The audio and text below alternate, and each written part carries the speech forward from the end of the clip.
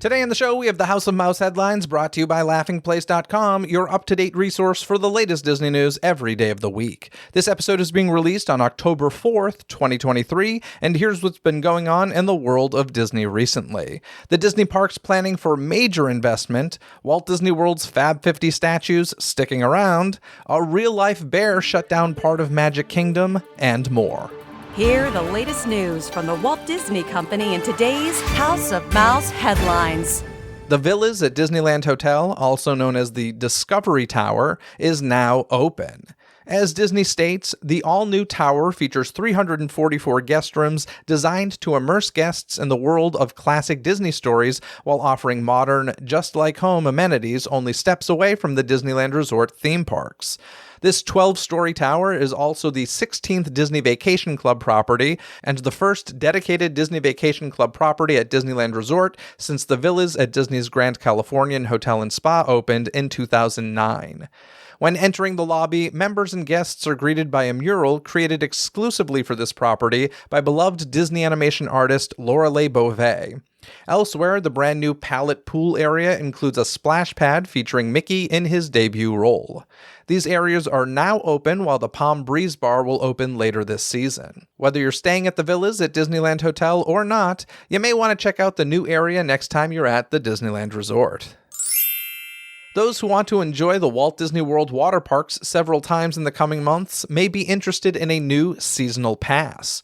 For $79 per adult and $73 per child, guests can enjoy access to Disney's water parks through May 24th, 2024 with no blockout dates.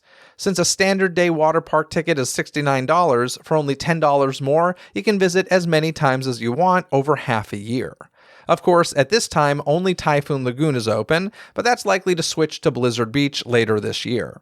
Also, while there are no blockout dates, Disney does note that water parks are subject to capacity and weather closures, or may close for other reasons. You can find more information and purchase your water park seasonal pass on the Walt Disney World website.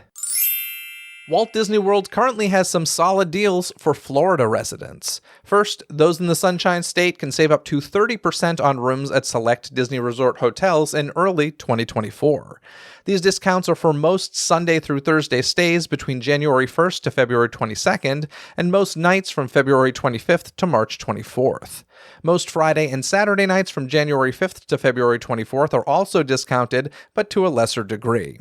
Also, while there are savings up to 30%, there are different saving tiers depending on the hotel booked.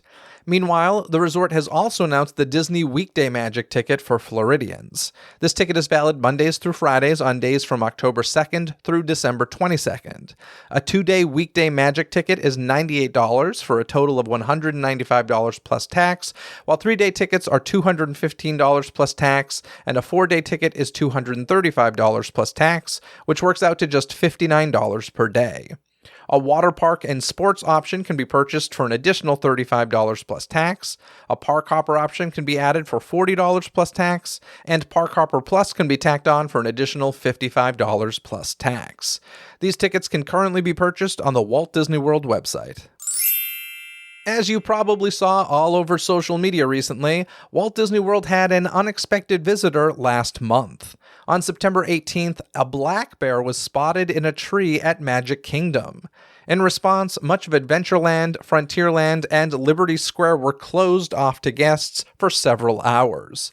However, the Florida Fish and Wildlife Conservation Commission eventually captured the adult female bear and safely relocated her to the Ocala National Forest.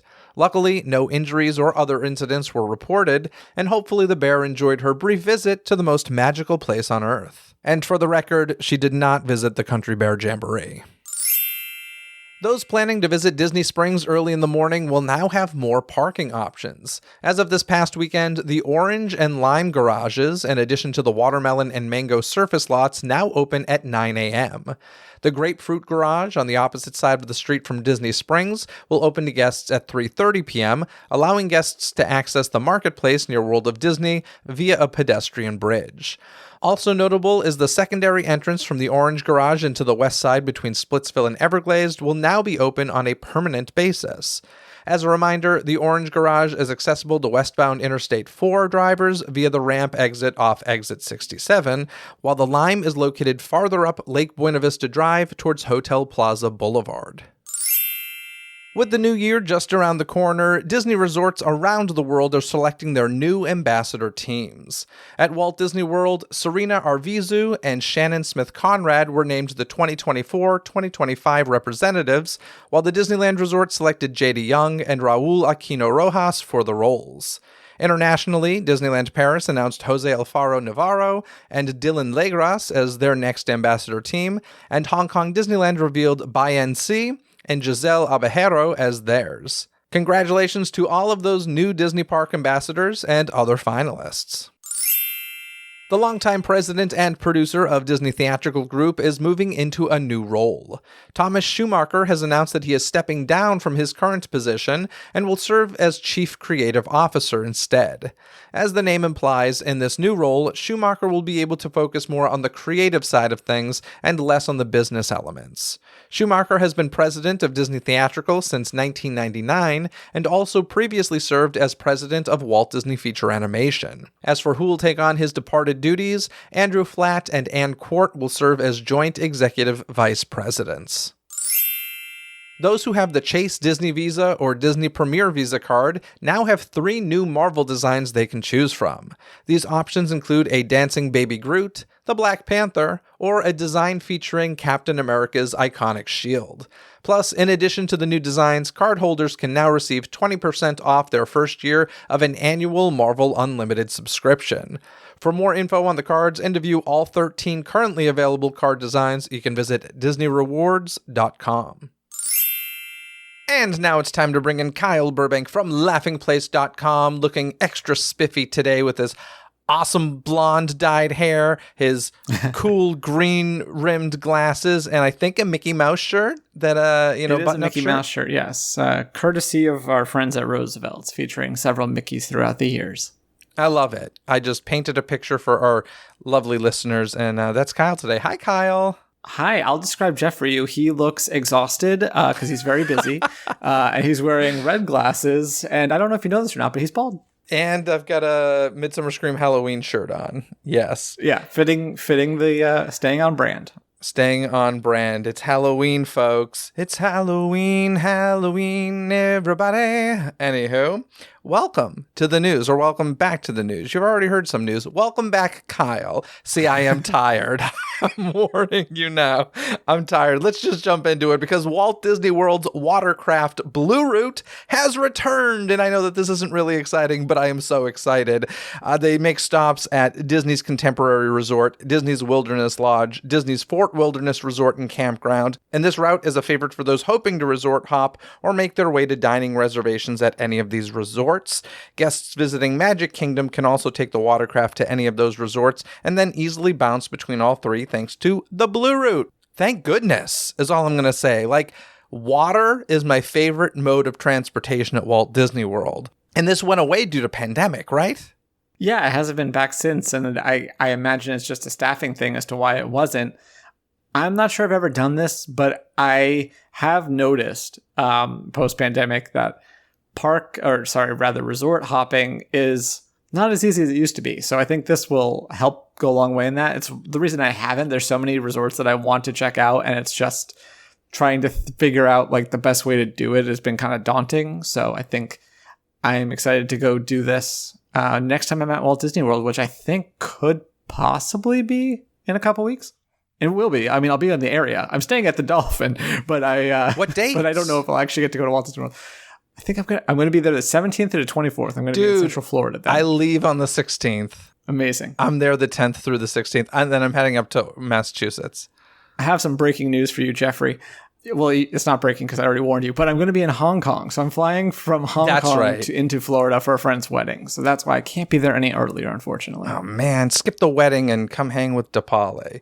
Anywho, yeah, the resort hop thing, I think the thing that really messed it up is when they started charging for parking at the resorts. Whereas before... Or just being stricter about being who was allowed to park there. Like there used to be places, at least when I went with people that lived in Florida, that were way more lax about letting people just hop in for a bit. Even the Contemporary was always the toughest, but you could still do it sometimes. And I feel like they all just clamped down on that. Even if you're like, no, I have a mobile order. You're like, no, you need to have a confirmed dining reservation. That's really a shame because honestly, that was a big perk, I think, of Walt Disney World. I mean, the resorts are great, and I get it. They want you to pay to stay at them, but if you're going to go buy a cupcake even, it's money, right? And or even if you're just going to go walk around, we're spending enough money on the resort as a whole. So I don't know. That's a bummer, but I'm excited the Blue Route is back. Like I said, water is my favorite way to get around the resort, and I have done this hop around those resorts near Magic Kingdom on the boats, and yeah, I'm very excited that that's coming back. But let's move on to things that people probably care more about, and that's that Imagineers will be sprinkling a touch of timeless pixie dust to refresh the Disney Fab 50 character collection at Walt Disney World. This transformation will take place over the next few months, and Disney did release a photo of an Imagineer working on the Timon and Pumbaa statue at Disney's Animal Kingdom, where it appears as if the 50th anniversary emblem has been removed. Whether the 50th emblems will be replaced with different ones or just painted over remains to be seen at this point. But, I mean, for me, this is not surprising at all. I mean, the whole agenda of Disney these days is filling the parks with as many characters as possible and every little nook and cranny. So to take these away, this doesn't surprise me that they're going to stick around. Plus, they interact with Magic Band Plus, right? Exactly. Yeah, you'd be taking away a benefit of Magic Band Plus. But I do think it's funny. They're like, oh, with extra pixie dust. And then I'm like, wow, that pixie dust sprayer looks a lot like a paint gun. It's very interesting, though. That's why I'm laughing at the photo that they shared. Because, yeah, they're seriously just like taking the thing off and filling it in with extra paint. Yeah, I don't remember, when I saw these in person. I remember like there being a 50th emblem, but I don't remember, looking to see, did they make this easily removable? Like how much hindsight did they have about this? Because my guess is probably a good amount, right? Like they invested in 50 of these statues with interactive elements to it. I wouldn't be surprised if this was the plan from day one and they just kind of wanted to see whether or not people liked them or not.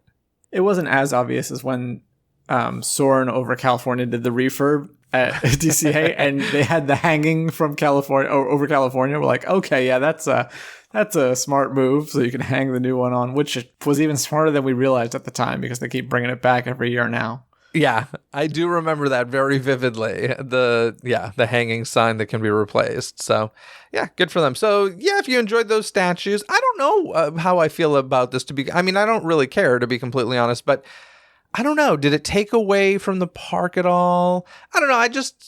Limited time magic kind of like loses its magic when it's like, it's no longer limited. It's forever for now. But, I don't have a strong opinion about it, but I do find it interesting. And like I said, if anyone was not going surprised during the 50th to make sure that they got to experience these statues and is now mad that they're sticking around, I would like to meet that person. I'm surprised they don't sell all like miniature versions of all 50 of them. They do have some. All. I know. I'm just saying they have some. And imagine if those miniatures interacted with your Magic Band Plus at home. And imagine if they sent you a little plier so that you could remove the 50. Just keep it up to date. No, not a plier. Pixie dust, Kyle. Okay, pixie dust. Magical spray can pixie dust. Anywho, let's move on to some bigger news. And this is news that we touched upon a couple of weeks ago, and I promised that we would get to it. That is that the Disney Treasure cruise ship announced some details, a lot of them very similar to the Disney Wish in a lot of aspects. But Kyle, why don't you take over for this one and share some of those details? So yeah, one of the most interesting things to me is the maiden voyage date that they chose, which is December 21st, 2024. So just before Christmas, this thing's going to set sail. Booking's already open for everyone at this point. And then, yeah, like you said, there's a lot of similarities to the Wish. They are sister cruise ships, same class and everything. So the story is basically what they replaced on the Wish with new things for this. So one of them is one of the restaurants, the one that was Arendelle on the Wish, is going to feature Miguel. And what's cool about this, there's going to be 2 different shows on the sailings because the Treasure is going to start off with 7-day sailings, whereas the Wish only does like 3 or 4. So there's going to be 2 different shows because you're going to end up going to this restaurant twice during the dining rotation. 2 shows with Miguel and that gang of the Dia de los Muertos. Yeah. That's great. I mean, I am a huge fan of that, much bigger fan of that than Arendelle, and I just love Mexican food, so I actually love this, and that's very exciting. So, between the 2, which would you prefer to visit? Probably the Miguel one. Yeah. I'm excited about this, and the concept art looks fun. I just love that character and that story. It's so good, so... some of the stuff is saying basically the same. There will be a Worlds of Marvel and 1923 with minor updates. The Sweet Shop, which is Joy and Sadness and that gang on the Wish, will be the city of Zootopia on this ship. So, but then the cooler thing is some of the lounge areas. Probably the most hyped. It's kind of a tie. I'm curious to see which one you're more excited for. One of them is going to be called Skipper Society, and it's a Jungle Cruise inspired lounge area. And then the other one is called Periscope Pub. And this is, all nautical. There's like an actual periscope. I don't know if I say actual as in the build of it. I don't know if you can really look through it. But yeah, these 2, based on the concept art and what I'm hearing from fans, are the ones they're most interested in. Do either one of those strike your fancy? Yeah, so the Jules Verne one, I would say, is more interesting to me, the whole nautical theme. Number one, I do love oceanic stuff. I think the ocean is really, really interesting. But even more so, the reason I'm more interested in that, and please don't at me, don't hate me, but there's a lot of Skipper and Jungle Cruise stuff in the world of Disney these days. And I know it has a big fan base, but I would say I'm excited more for the nautical one just because it's more different, and frankly, it's fitting on a ship, isn't it? Yeah. You know what? We were talking a few weeks ago about how Haunted Mansion is just like the most merch and the most like gets updated by Imagineers. I feel like, I don't know if it has quite as much merchandise, but I feel like the Jungle Cruise is probably the second most loved by Imagineers because of how much stuff we get involving that. Yeah, Mansion, Jungle Cruise, and Pirates of the Caribbean are all kind of overkill when it comes. I feel like Pirates is even like a distant third. You think so? I mean, there's parts of it, like I guess the fact that they've bothered to build, like it's kind of like the e-ticket of Shanghai. Has something to say for it, but as far as the ride itself, like I feel like they usually make little tweaks, but it's more other forces that are having them do that rather than let's tinker with this because we can. Okay, fair enough. Good point. So yeah, the Jungle Cruise thing, it's great. There's a lot of fans, but yeah, for me, do you have one that you prefer? I think both look cool, but I depends on how they execute the Skipper one. I think could be really cool. Yeah. I remember eating at Skipper Canteen and really liking it at Magic Kingdom. So, if it's similar food to that, I remember the food was really delicious. So, and here's the other, this is going to tie into SEA, right? I assume. That's the thing. We're not 100% sure. It seems like a given, but our Jeremiah, who writes for Laughing Place, got to go to the preview. So they had them go onto the Wish and kind of gave them a virtual tour. Not of everything, but gave him like VR goggles and stood in the lobby. And it's like, here's what it's going to look like on this ship. He said that they asked about that and they seemed to say no. I don't know if that's true. Nah, I take that as an I don't know yet. That's how I take that. That's enough. We don't want to make any promises and then have to backpedal. That would be my assumption. As far as other changes, they're introducing another version of the Aquamouse, so a new show, a new short that I think will eventually make its way to the Wish. I don't know if there's an exclusivity window or whatever. And then as far as other stuff, I just want to mention the whichever super suite, the Tomorrow Tower suite on the Disney Treasure is going to be inspired by Epcot. So there's like some subtle nods to Epcot in there. The concept art that they showed, there's some like laughable things. You're like, oh wow, you put a little like spaceship Earth thing, and that makes it Epcot themed. But I'm sure they did also say there's going to be like a hidden Figments and stuff like that. So yes, Figment is hiding in your bed, and you get a nice surprise when you get under the sheets. I'm sure if you're spending that much money, it's not going to be for hidden Figments. But yeah, that's basically it. I haven't been on any ship, let alone the Wish, so I don't know how it compares. But actually, one more thing: they have said that Hyperspace Lounge will not be on this ship, so that leaves the question of what will be there, which was a bar in a galaxy far, far away. Correct? Yes. Yeah. Highly likely it's going to be a Haunted Mansion thing, because on the invites that they sent, there were like little clues, and there was a Haunted Mansion reference, but they never talked about it during the virtual presentation. So that's kind of the odds-on favorite, but we have no idea. Because, going back to our conversation about how everything is Haunted Mansion. So it's interesting because the Disney Wish is very kind of Fantasyland themed, whereas the Disney Treasure is kind of more Adventureland. But now you're saying they might Not to be confused with the Disney Adventure, which is the ship going over to Singapore. Yeah, but so Haunted Mansion doesn't really fit into that theme, but I guess they could do whatever they want, really. And the lobby, where the iconic statue in the lobby, we're getting Aladdin and Jasmine on the flying carpet, right? Yes.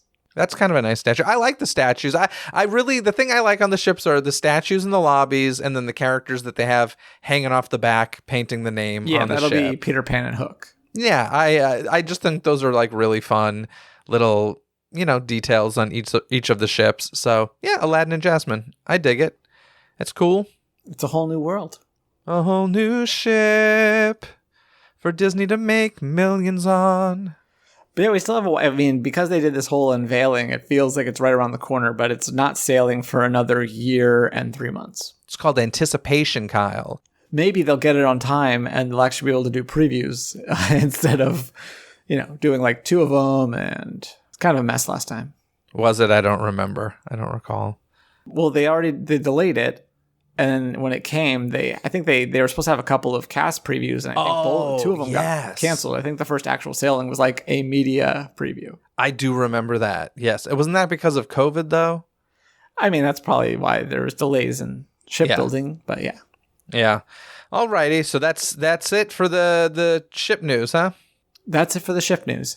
Okay, cool. Let's move on. Before we move on to the next story, I want to take a moment to shout out current patrons of Disney Coast to Coast, including Jeremy Bennington, Robert Scontrino, Sarah Hops, Leah Cloney Mathis, Bonnie Bagley, Jeffrey Riccio, Gerardo Flores Tinella, Jared Benefield, Philip Elke, Monet Pinkett, Erica Pearson, Faith Casanova, and Teresa Aguilar. These are the fabulous folks who keep DCTC going. Now, if you've been a long-time listener and have the means, consider becoming a patron of Disney Coast to Coast over on Patreon.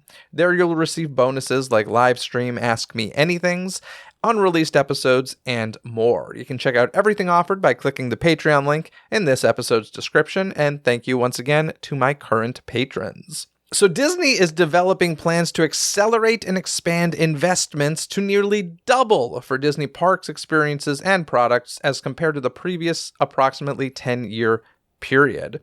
The total of this investment is anticipated to be around $60 billion with a B dollars, which is said to include expanding and enhancing domestic and international parks, as well as the Disney Cruise Line, in capacity and prioritizing projects anticipated to generate strong returns. Josh D'Amaro stated that Disney has a wealth of untapped stories to bring to life. He mentioned a story that takes place in Arendelle, which, of course, is totally untapped. They've done nothing with that story before, as well as places like Wakanda and, the Day of the Dead. Listen, I'm not surprised. These are big properties that they'll do stuff with, but I just think it's funny that he goes untapped stories. Disney has a ton of untapped stories. A ton. So I just thought that was a kind of funny statement. But they do have stuff involving Arendelle opening very soon. So maybe it was more just like that might have been the reminder like, hey, we have this stuff in the works as investors. Like, it's untapped in the degree that we only have this one ride that we retrofitted. I guess as far as like permanent, yes, rides and attractions stuff, yes. I just feel like we've been for the last decade been hit over the head. Literal with that. decade. It's coming up in November. Oh, I thought it was actually more than a decade at this point. Is it a decade this November? Yeah. Wow. Okay. So I just feel like, yeah, we've gotten a lot from that property. So the quote just made me laugh. But I mean, The $60 Wakanda billion. one sounds cool though. Yeah, $60 billion is a ton of money. And, you know, there's inflation and stuff. I don't know if it's, you know, if it's really as drastic a difference as the past 10 years as they say, but it's a lot of money. And it's interesting because I do feel like we're constantly talking about the parks cutting corners and budgets and stuff like that. And it's, I mean, if they're investing this, the parks clearly make them a crap ton of money. Yeah. That's, you know, kind of people talk about the shakeup with television and movies and how that's changed. And they're like, well, we have another sector. We have this that almost nobody else has. And it does make us money. It's been the steady thing. And so, and we show that when we invest in it, we can get a good return on it. Wall Street was apparently skeptical of this. I'm like, you guys, you talk about this all the time. You always mention how the parks are doing well. And then they're like, well, we're going to invest more. And they're like, I don't know about this. It's a very weird reaction. But I do also want to note that as part of this, they did emphasize that currently they're just planning on investing in their current parks and location and resorts, no new countries or cities or anything like that. So don't expect a return to the regional entertainment days of Disney Quest and stuff like that. Yeah, wasn't Josh D'Amaro actually like quoted in a very snarky way? He made the comment about like what Universal is doing in Texas, and he was like, yeah, that's like cute for them. Or so, he didn't say those exact didn't say words it like that. but he I said think something pretty snarky. I think you're right. I think it was Josh. It wasn't in relation to this. It was earlier. Yeah. But yeah. There was that. And then, so like, does that mean, so they're saying no new parks, which honestly, Well, they're not saying no new parks. they're just saying no new resorts. Yes. Okay, so the chance of a fifth park in Florida is still a possibility, which I think really needs to be considered because Epic Universe is right around the corner. Just saying. But yeah, $60 billion. That's great. Spend as much money on the parks as you want. I'm all for it. Let's make it $100 billion. Let's do it. Let's make a phone call and make that happen. Anywho, anything else you want to add, Kyle? No, I'm going to be, speaking of Arendelle, I'm going to go out to Hong Kong, get a preview of that. Well, that's exciting, Kyle. I hope you have a fantastic trip. Travel safe. As I said, I'm heading to Orlando pretty soon to check out Halloween festivities and enjoy the Disney parks as well and see some friends. So I'm excited for that. I do want to mention, if me once a week isn't enough for you, you can listen to me every single day this month over on That Halloween Podcast because, yes, I'm crazy enough to do it once again. 31 days of new episodes this month where we're creating a Halloween music playlist, and each day a new song is revealed, and I have a special guest on to talk about that song. So that has already begun. If you don't follow, go check out That Halloween Podcast wherever you listen to Disney Coast to Coast. And speaking of Halloween, I do want to mention I've been doing a lot of Halloween events. I went to Knott's Scary Farm, which is my favorite theme park haunt, and there's a little show there called The Hanging Uncancelled because it was canceled for a few years because it's definitely a controversial show. Like literally canceled, not colloquially. Yeah, literally canceled.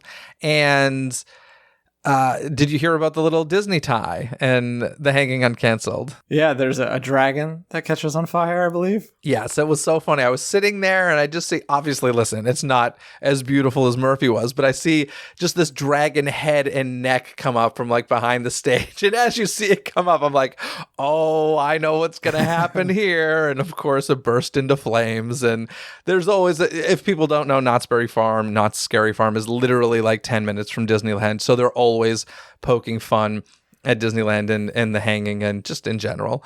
I've never been to Not Scary, but I remember You would hate it. Of that. I know I would. I know I've seen a clip of the hanging in 2010 when World of Color came out, and it was like the wonderful world of water. Yes, exactly. So they always do funny things, but I will say the dragon was a bit unexpected, but when I saw it, I was like, bravo, brilliant. Like it was pretty funny. Anywho, Kyle, that's going to do it for me. I'll talk to you again in a couple weeks. We'll figure it out if we can get together. If not, maybe it'll be 4 weeks till we talk. We'll see. We'll see what we can make I happen. might have to record it there, because I'll be like 16 hours ahead or something ridiculous. Yeah, it'll be wacky, but we'll figure something out. And, happy travels, sir. Have a great time. Thank you. To read more about any and all of the stories you've heard here today, simply visit the show notes link in this episode's description. You've heard the news, and now I want to hear what you have to say about it. What do you think about the details revealed for the Disney Treasure cruise ship? Share your thoughts on that or any other topics mentioned in today's episode. Call 818-860-2569, and you may just hear yourself on a future episode of Disney Coast to Coast. Thanks for tuning into this episode. Don't miss any future episodes by subscribing and following Disney with a Z, Coast to Coast on your favorite podcast app, where episodes are available 24/7. Until next time, anything you need can be found in this episode's description. From additional information and links discussed in this episode found in the show notes, contact info to reach me, access to the show's official website, some free gifts from me to you, and so much more. So be sure to check out this episode's description. Other than that, folks, have a magical day. Bye!